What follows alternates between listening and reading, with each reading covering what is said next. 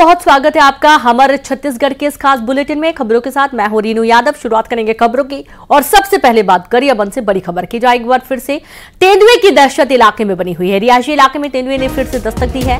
पैरी नगर में तेंदुए ने कुत्ते का शिकार किया है। सीसीटीवी में तेंदुए की तस्वीर कैद हुई है। वन विभाग ने इलाके में हाई अलर्ट जारी किया है। बड़ी जानकारी आपको दे रहे हैं गरियाबंद से, जहां फिर से तेंदुए की दहशत बनी हुई है। रिहायशी इलाके में तेंदुए ने फिर से दस्तक दी है। पैरी नगर में तेंदुए ने कुत्ते का शिकार किया है। सीसीटीवी में तेंदुए की तस्वीर कैद हुई। वन विभाग ने इलाके में हाई अलर्ट जारी किया है। बड़ी जानकारी है गरियाबंद से। तो देखिए, एक बार फिर से इलाके में तेंदुआ घूमता हुआ नजर आया है। कुछ वीडियो भी सामने आए हैं। संवाददाता शेख इमरान जुड़ गए। शेख इमरान, तेंदुए की इलाके में दहशत है, कुत्ते का शिकार भी किया है तेंदुए ने।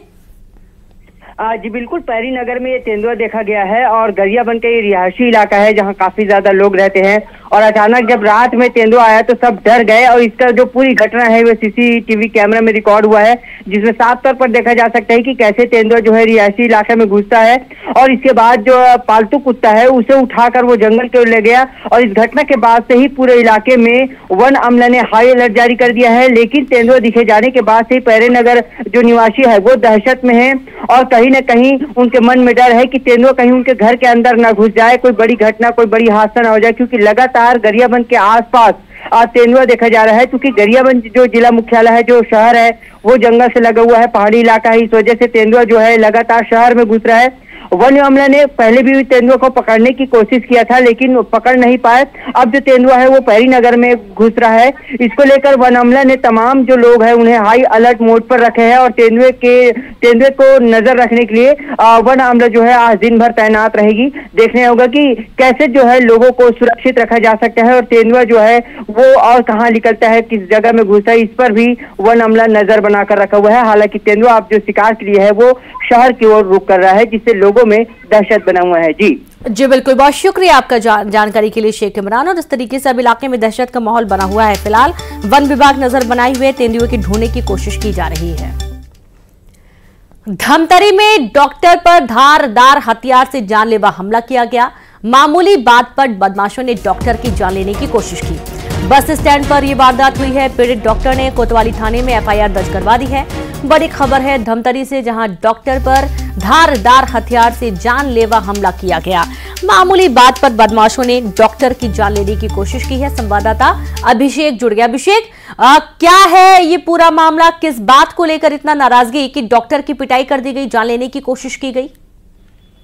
जी, ये कल रात की घटना है, देर रात की। डॉक्टर है वो बस स्टैंड के अंदर बने हुए एक होटल में खाना खाने के लिए गए थे अपनी गाड़ी से। तो पार्किंग को लेकर, गाड़ी को जहां रखा गया था वहां को लेकर किसी से विवाद हुआ। इसी विवाद ने बड़ा रूप ले लिया और डॉक्टर पर किसी धारदार हथियार से उनके पेट पर हमला किया गया। डॉक्टर ने खुद अस्पताल पहुंचकर अपना इलाज कराया। अब रात की बात यह है कि वो सुरक्षित हैं और अभी स्वस्थ हैं। कोतवाली पुलिस ने इस मामले में अपराध दर्ज कर लिया गया। एक आरोपी की पहचान हो चुकी है, दूसरे की तलाश जारी है और पुलिस जो है अपराध दर्ज करने के बाद दोनों आरोपियों की तलाश में जुटी हुई है। बिल्कुल, शुक्रिया आपका अभिषेक जानकारी के लिए। तो पुलिस ने मामला दर्ज कर लिया है। आरोपियों की तलाश की जा रही। फिलहाल अभी तक कोई भी आरोपी गिरफ्त में नहीं आए हैं। डॉक्टर के साथ मारपीट का वीडियो भी सोशल मीडिया पर वायरल हुआ है।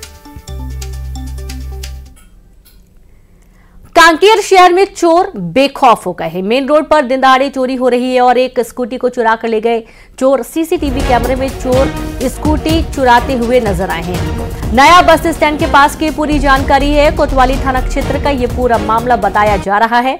बड़ी खबर कांकेर से आपको दे रहे हैं, जहां पर शहर में चोर बेखौफ हो चुके हैं। मेन रोड पर दिन दहाड़े चोरी हो रही है। चोर एक स्कूटी को चुरा कर ले गए। सीसीटीवी में स्कूटी चोर कैद हो गया। नया बस स्टैंड के पास की पूरी जानकारी, कोतवाली थाना क्षेत्र का मामला सामने आया है।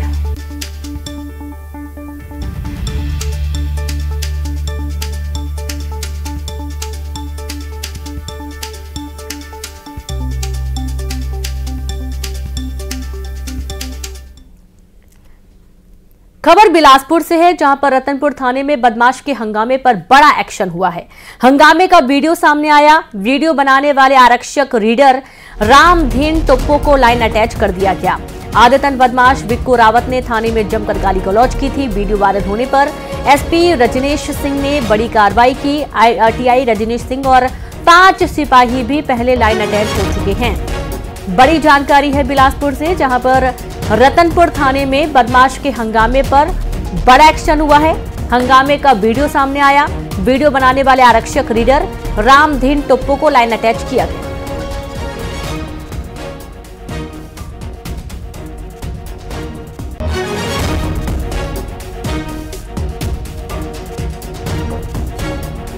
तो हंगामे का वीडियो वायरल हुआ है और इस वीडियो के सामने आने के बाद से एक्शन लिया गया है, जहां आरक्षक टोप्पो को लाइन अटैच किया गया। आदतन बदमाश बिक्कू रावत ने जबरदस्त हंगामा किया था। पूरा घटनाक्रम बिलासपुर से है, जहां रतनपुर थाने में बदमाश के हंगामे पर बड़ा एक्शन हुआ है।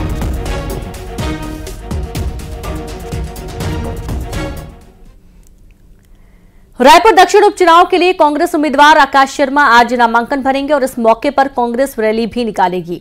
गांधी मैदान में जनसभा की जाएगी। गांधी मैदान से कलेक्टर ऑफिस तक विशाल रैली निकाली जाएगी और उसके बाद नामांकन होगा। इस मौके पर कांग्रेस प्रदेश अध्यक्ष दीपक बैज समेत बड़ी संख्या में कार्यकर्ता मौजूद रहेंगे। बड़ी जानकारी आपको दे रहे हैं। रायपुर दक्षिण उपचुनाव के लिए कांग्रेस उम्मीदवार आकाश शर्मा आज नामांकन भरेंगे और इस मौके पर कांग्रेस रैली भी निकालेगी। गांधी मैदान में जनसभा की जाएगी। गांधी मैदान से कलेक्टर ऑफिस तक विशाल रैली निकाली जाएगी। इसके बाद नामांकन होगा और इस मौके पर कांग्रेस प्रदेश अध्यक्ष दीपक बैज समेत बड़ी संख्या में कार्यकर्ता मौजूद रहने वाले हैं।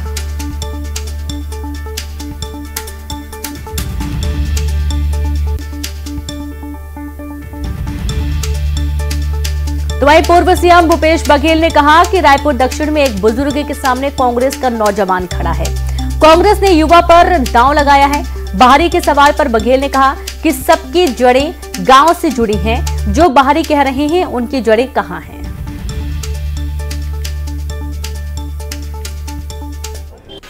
कांग्रेस पार्टी ने एक युवा पे दांव लगाया है और जहां तक के आकाश शर्मा की बात है, वो NSY की राजनीति के प्रदेश युवा कांग्रेस के अध्यक्ष के रूप में उनका काम रहा। हमेशा सक्रियता से उन्होंने काम किया है। तो एक बुजुर्ग के सामने एक नौजवान खड़ा है। तो यहाँ तो सब मैं जानता हूँ कि आकाश शर्मा गुंडरदी में उसकी जड़ें हैं। कांग्रेस पार्टी ने एक युवा और संवाददाता तनु जुड़ गए हैं। तनु, आज आकाश शर्मा रैली भी निकालेंगे, नामांकन भरने वाले हैं।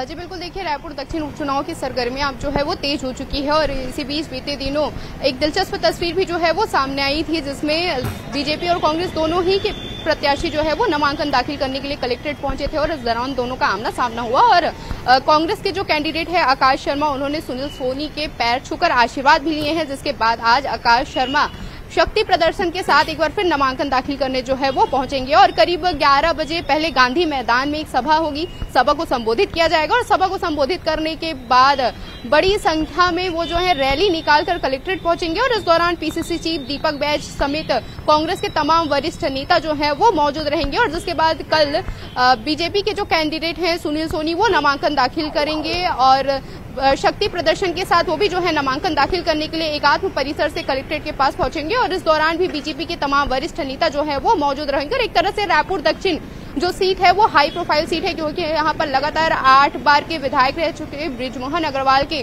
संसदीय चुनाव लड़ने के बाद ये सीट जो है वो रिक्त हुई थी और इसे बीजेपी का गढ़ भी जो है वो माना जाता है। और एक तरफ से जहां बीजेपी ने सुनील सोनी पर भरोसा जताया है, तो वहीं दूसरी तरफ कांग्रेस ने युवा नेता आकाश शर्मा पर भरोसा जताया। लेकिन ये देखने वाली बात होगी कि बीजेपी के इस गढ़ को, इस अभेद किला को आखिर कांग्रेस जो है कैसे तोड़ पाती है। और इसके साथ ही 25 जो अक्टूबर है वो नामांकन दाखिल करने का अंतिम दिन है, जिसके बाद नामांकन की समीक्षा की जाएगी और नामांकन की समीक्षा करने के बाद 30 सितंबर तक जो है वो नामांकन फॉर्म जो है वापस लेने का समय होगा। ऐसे में लगातार नामांकन दाखिल करने का सिलसिला जो है वो जारी है। आज आकाश शर्मा नामांकन दाखिल करेंगे और कल सुनील सोनी नामांकन दाखिल करने निकलेंगे। जी बिल्कुल, शुक्रिया आपका तनु तमाम जानकारी के लिए। और इस तरीके से आकाश शर्मा नामांकन दाखिल करेंगे, एक रैली भी निकाली जाएगी। आगे बढ़ेंगे। दाना चक्रवर्ती तूफान का छत्तीसगढ़ में बेअसर दिखेगा। राज्य में अगले 4 दिन बादल छाए रहेंगे। आज दोपहर के बाद घने बादल छाएंगे। ओडिशा से लगे बस्तर संभाग में बारिश होने की संभावना है। कल भी प्रदेश में तेज हवाएं चलेंगी। बड़ी जानकारी आपको दे रहे हैं, जहां दाना चक्रवर्ती तूफान का छत्तीसगढ़ में भी असर दिखेगा। राज्य में अगले 4 दिन बादल छाए रहेंगे। आज दोपहर के बाद घने बादल छाएंगे। ओडिशा से लगे बस्तर संभाग में बारिश होने की संभावना बनी हुई है। कल भी प्रदेश में तेज हवाएं चलने वाली है।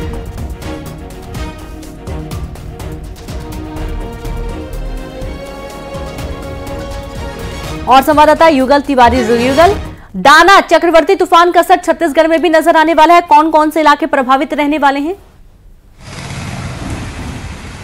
ये देखिए, खास करके इसका असर उड़ीसा और पश्चिम बंगाल पर देखने को काफ़ी मिलेगा। और जिस तरह से जो एक पूर्वानुमान जारी किया है मौसम विभाग ने, 110 किलोमीटर प्रति घंटे की स्पीड से इसकी जो हवाएं हैं वो चल सकती है।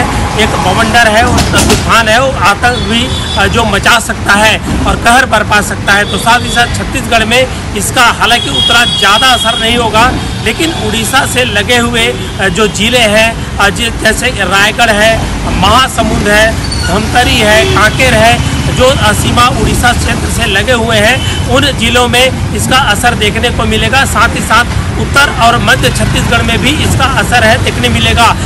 खास तौर पे अगर हम बात करें बस्तर की, तो बस्तर संभाग में कई इलाकों में हल्की से मध्यम वर्षा भी हो सकती है।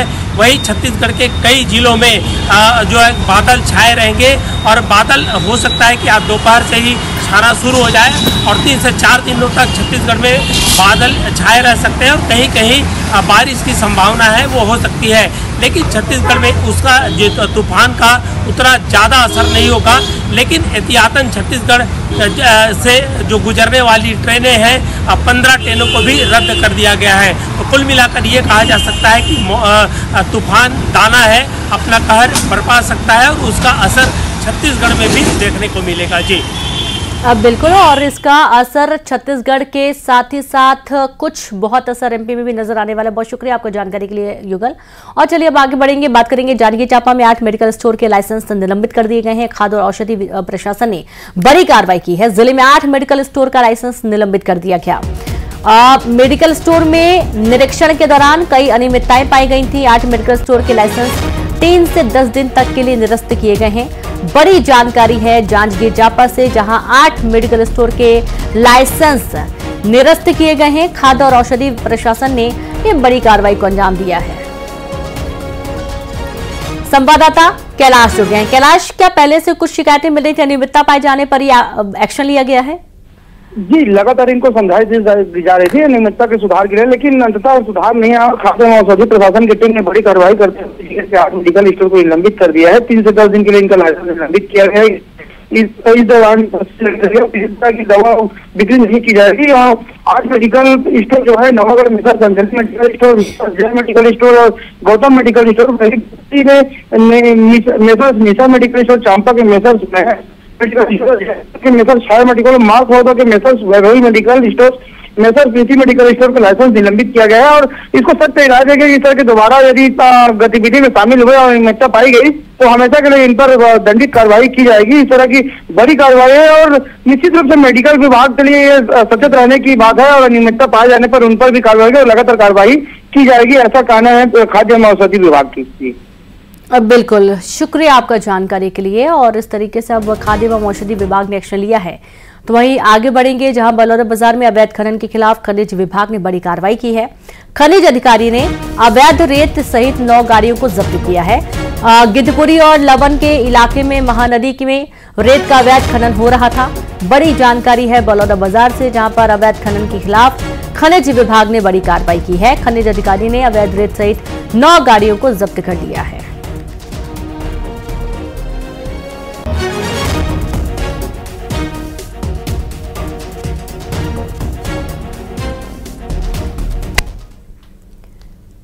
खबर बिलासपुर से, जहां पर बिलासपुर सेंट्रल जेल से 7 नक्सलियों समेत 39 बंदियों को राजनांदगांव और अंबिकापुर जेल शिफ्ट किया गया है। एनएआई कोर्ट शुरू होने के कारण बंदियों की शिफ्टिंग की गई है। 15 बंदियों को राजनांदगांव शिफ्ट किया गया है। 24 बंदियों को अंबिकापुर जेल भेजा गया है। कड़ी सुरक्षा के बीच में बंदियों की शिफ्टिंग की गई है। बड़ी जानकारी आपको दे रहे हैं बिलासपुर से, जहां पर बिलासपुर सेंट्रल जेल से 7 नक्सलियों समेत 39 बंदियों को राजनांदगांव और अंबिकापुर जेल शिफ्ट किया गया है। संवाददाता उमेश जुड़ गए। उमेश, एनआईए कोर्ट शुरू होने से पहले 39 बंदियों की शिफ्टिंग की गई है। निश्चित रूप से देखिए, बिलासपुर के अलावा राजनांदगांव और अंबिकापुर में एनआईए कोर्ट शुरू कर दिया गया है, जिसकी वजह से जो बंदियों को अलग अलग जेलों में शिफ्ट किया गया है। चूंकि इसमें 7 नक्सली समेत 39 जो बंदी है वो शामिल है और इसमें 3 महिला बंदी भी शामिल है। निश्चित रूप से सुरक्षा दृष्टि को ध्यान में रखते हुए इन बंदियों की शिफ्टिंग की गई है और बताया जा रहा है कि कड़ी सुरक्षा के बीच इन बंदियों को सड़क मार्ग से शिफ्टिंग किया गया है। चूंकि ये देखा जा रहा था कि बिलासपुर में केवल एनआईए कोर्ट होता था, लिहाजा बंदियों को यही सेंट्रल जेल बिलासपुर में ही रखा गया था। क्योंकि अब अलग अलग, जैसे कि मैंने बताया आपको कि राजनांदगांव और अंबिकापुर में भी अब एनआईए कोर्ट खुल गया है, तो वहां की जो बंदी हैं उनको वहां शिफ्ट कर दिया गया है। अब इससे आसानी भी होगी, चूंकि जो सुनवाई होती थी एनआईए कोर्ट में वो भी सुचारू रूप से चल सकेगा। जी शुक्रिया आपका जानकारी के लिए। और इस तरीके से अब जो कोर्ट है वो सुचारू रूप से चलेगा। 39 बंदियों की शिफ्टिंग की गई है ताकि आसानी से जो बंदी हैं उनके खिलाफ जो कार्रवाई हो रही है वो हो सके। और अब आगे बढ़ेंगे, जहां पेंड्रा में चाकूबाजी से सनसनी फैल गई है। आपसी विवाद के बाद युवक पर चाकू से हमला कर दिया गया। हमले में युवक गंभीर रूप से घायल हो गया है। घायल ऑटो चालक अस्पताल में इलाज चल रहा है। तो खबर पेंड्रा से है, जहां पर चाकूबाजी से सनसनी फैल गई। आपसी विवाद के बाद युवक पर चाकू से हमला कर दिया गया और हमले में युवक गंभीर रूप से घायल हुआ है। घायल ऑटो चालक का अस्पताल में इलाज चल रहा है।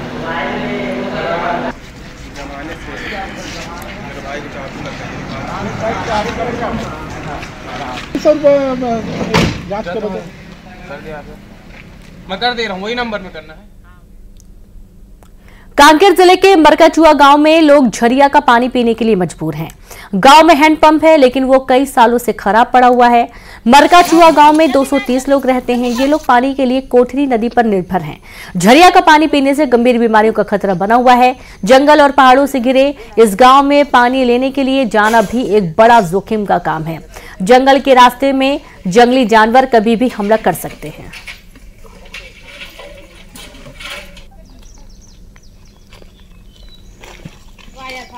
तो आप ये देखिए कि लोगों को पानी मिल पाना कितना मुश्किल है। झरिया का पानी लाने के लिए लोग मजबूर हैं और इस पानी का इस्तेमाल वे अपने दैनिक उपयोग के लिए करते हैं।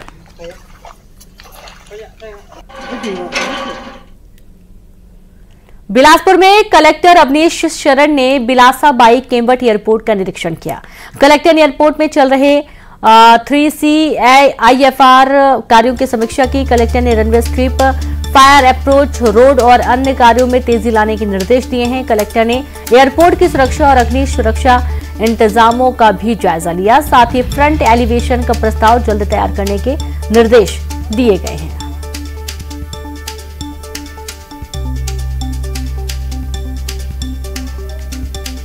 तो बिलासपुर में कलेक्टर अवनीश शरण ने बिलासा बाई केम्बट एयरपोर्ट का निरीक्षण किया। कलेक्टर ने एयरपोर्ट में चल रहे 3CIFR कार्यों की समीक्षा की है। कलेक्टर ने runway strip, fire approach road और अन्य कार्यों में तेजी लाने के निर्देश दिए हैं। कलेक्टर ने एयरपोर्ट की सुरक्षा और अग्नि सुरक्षा इंतजामों का भी जायजा लिया। साथ ही फ्रंट एलिवेशन का प्रस्ताव जल्द तैयार करने के निर्देश कलेक्टर ने दिए हैं।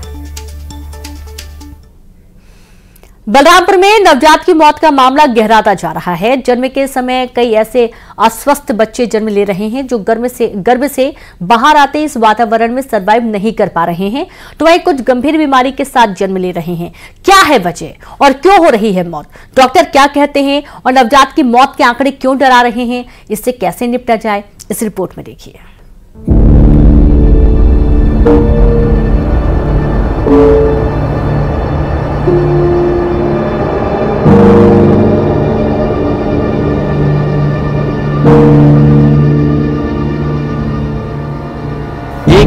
और उसके गर्भ में पैदा हुए बच्चे का बंधन सबसे मजबूत संबंधों में से एक होता है। कहते हैं कि एक माता पिता बच्चे की चाहत में क्या कुछ नहीं करते। एक महिला के प्रेग्नेंट होने के बाद घर में खुशियां बढ़ जाती हैं, लेकिन ये खुशियां तभी बरकरार रहती हैं जब एक स्वस्थ बच्चे का जन्म होता है। कई ऐसे मामले आते हैं जिनमें गर्भ में या फिर डिलीवरी के बाद बच्चे की कई वजहों से मौत हो जाती है। कुछ ऐसे ही मामले बलरामपुर से आ रहे हैं जो चिंता की लकीर खींच रहे हैं। एक आंकड़ों के मुताबिक 1 जनवरी 2020 से लेकर 14 अक्टूबर 2024 तक 254 नवजात की मौत हो चुकी है। डिलीवरी के बाद बच्चे में गंभीर बीमारी होने के कारण 2383 बच्चों को भर्ती कराया गया था, लेकिन 256 नवजात की मौत हो गई। 137 बच्चों को बेहतर इलाज के लिए हायर सेंटर में रेफर किया गया है। इलाज भी किया गया, लेकिन बच्चा इतना कमजोर पैदा होता है कि उसकी मौत हो जाती है। साल 2020 में 58 बच्चों की मौत हो गई। साल 2021 में 60 बच्चों ने जन्म के साथ ही दम तोड़ दिया। 2022 में भी गंभीर बीमारी से 65 बच्चों की मौत हुई। तो वहीं साल 2023 में 32 बच्चे जन्म के बाद वातावरण में सरवाइव नहीं कर पाए। इस साल 14 अक्टूबर तक 39 बच्चों की मौत हो चुकी है। बच्चे की मौत जैसे ज़्यादातर तो जो कम वजन के बच्चे होते हैं उन्हीं में ज़्यादातर ये देखने को मिलता है कि उनकी मृत्यु हो जाती है। पर ऐसे ही इनको रोका जा सकता है, जैसे कि जो मितानिन होते हैं, फिर आशा होते हैं, उनको अच्छे से उनको काउंसलिंग करना चाहिए मदर्स को, और उनको प्रॉपर जांच के लिए लाना चाहिए। इसमें तो देखिए पहली वजह ये है कि मदर जो प्रेगनेंसी का जो टाइम रहता है, टाइम इंटरवल है, जैसे कि उसमें 3 इयर्स का गैप होना चाहिए। और मदर की यहाँ पे मेनली जो है न्यूट्रिशनल डेफिशिएंसी के कारण मदर जो है काफ़ी वीक होती हैं, और उसके कारण जो गैप होना चाहिए वो मेंटेन नहीं होता एक प्रेगनेंसी के बाद। वो न्यूट्रिशन का भी कारण है। गर्भवती महिलाओं को तमाम सुविधाएं प्रदान की जा रही हैं ताकि जन्म लेने वाला बच्चा सुरक्षित जन्म ले सके। महिला बाल विकास विभाग के साथ साथ स्वास्थ्य विभाग की टीम इस तरफ लगातार काम कर रही है। गर्भवती महिलाओं को समय समय पर जांच, मॉनिटरिंग कर टीकाकरण किया जा रहा है। निःशुल्क दवाइयां दी जा रही हैं ताकि एक स्वस्थ बच्चे का जन्म हो, लेकिन उसके बावजूद बच्चों की मौत के आंकड़े चिंता का विषय बने हुए हैं। जो गर्भवती महिला आंगनवाड़ी केंद्र में पंजीकृत होती है, तो पहला तो स्वास्थ्य विभाग की तरफ से उस प्रथम जो स्वास्थ्य जांच होना है वो स्वास्थ्य जांच होता है, और उनकी हीमोग्लोबिन की रिकॉर्ड स्वास्थ्य विभाग के द्वारा रखी जाती है। और हमारे जो आंगनवाड़ी कार्यकर्ता है उसका मूल दायित्व है कि जाके उनको काउंसलिंग करें, उनके खाने पाने, वो क्या खा रहे हैं, कैसे रह रहे हैं, साफ सफाई की क्या स्थिति है। ये मितानिन के साथ उनकी संयुक्त एक निरीक्षण उनका करना रहता है, गृह भेंट के जैसा। डॉक्टर कहते हैं कि बच्चा गर्भ में ही कमजोर हो जाता है। समय समय पर प्रेगनेंसी की जांच न कराना और बच्चों को गर्भ में सही मात्रा में पोषक तत्व न मिलना इसके कारणों में से एक हो सकते हैं। उधर महिला बाल विकास विभाग ने तमाम योजनाओं से गर्भवती महिलाओं और नवजात बच्चों को सुविधा प्रदान करने की कोशिश की है। बलरामपुर में SNCU वार्ड का साल 2019 में निर्माण किया गया है। उसके बावजूद इतनी मौत होना चिंता का विषय है। बलरामपुर से सूरज गुप्ता की रिपोर्ट, न्यूज़ 18 MP छत्तीसगढ़। और चलिए अब देखेंगे 20 बड़ी खबरें तेज अंदाज में।